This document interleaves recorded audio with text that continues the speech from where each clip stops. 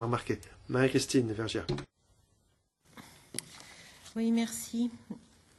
Vous nous avez rappelé, Monsieur le Président, qu'il s'agissait de rendre les frontières intelligentes. Moi, depuis le début, j'ai du mal avec ce vocabulaire. Je ne sais pas ce que c'est que des frontières intelligentes et je ne suis pas sûre que la technique rende les choses plus intelligentes. Alors, vous nous dites, Monsieur le Commissaire, qu'il ne s'agit pas d'un Big Brother.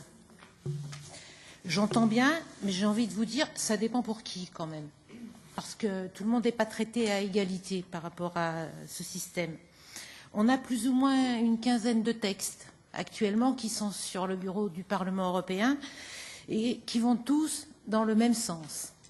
Renforcer la sécurité, donc acte, moi je suis pour qu'on renforce la sécurité des citoyens européens, mais à condition que ce ne soit pas au détriment des droits fondamentaux.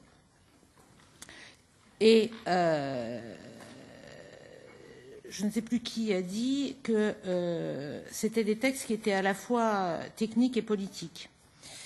Mais on nous noie sous la technique au détriment de la vision politique des choses. Et dans la vision politique des choses, il y a de plus en plus de confusion.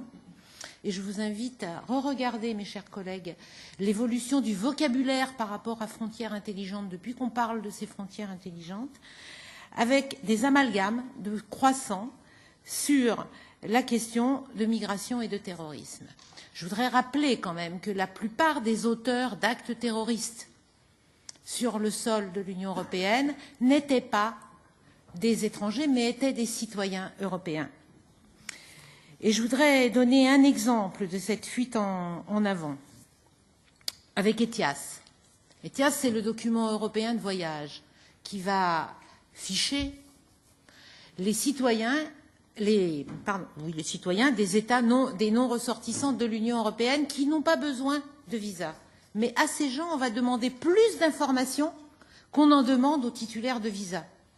Donc je pense que rien qu'en ça, il y a quelque chose qui ne va pas. Et que les droits de ces ressortissants de pays tiers ne sont pas protégés, a fortiori quand on va leur demander des données sanitaires, et je me demande bien ce que les données sanitaires viennent faire dans ce système. On a un vrai problème là-dessus. Deuxième question, toujours sur ETIAS. Pourquoi est-ce que nous confions la gestion d'ETIAS à Frontex et non pas à EULISA? Comme vous nous l'avez dit et répété, EULISA est en quelque sorte le garde-fou de la cohérence du système. Pourquoi cette dérogation pour Frontex par rapport à ETIAS? Autre élément, l'évolution de SIS. Pourquoi est-ce qu'on fait évoluer SIS sans réelle évaluation? Je rejoins ceux qui ont insisté sur ce sujet-là. Et pourquoi est-ce qu'on en fait un instrument au service des politiques de retour, au détriment, là encore, des droits des personnes concernées? Les citoyens européens, oui, ont droit à la sécurité, mais pas à n'importe quel prix. Contrairement à ce que vous dites,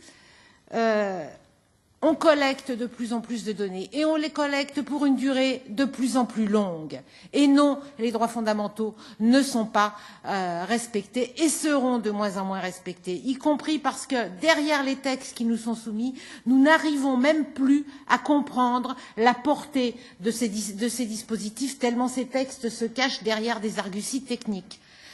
Or, je crois que nous avons un vrai problème d'évaluation à faire en la matière. Nous avons le temps, Monsieur le Commissaire, même si nous devons être opérationnels pour 2020. Nous ne sommes qu'en 2017.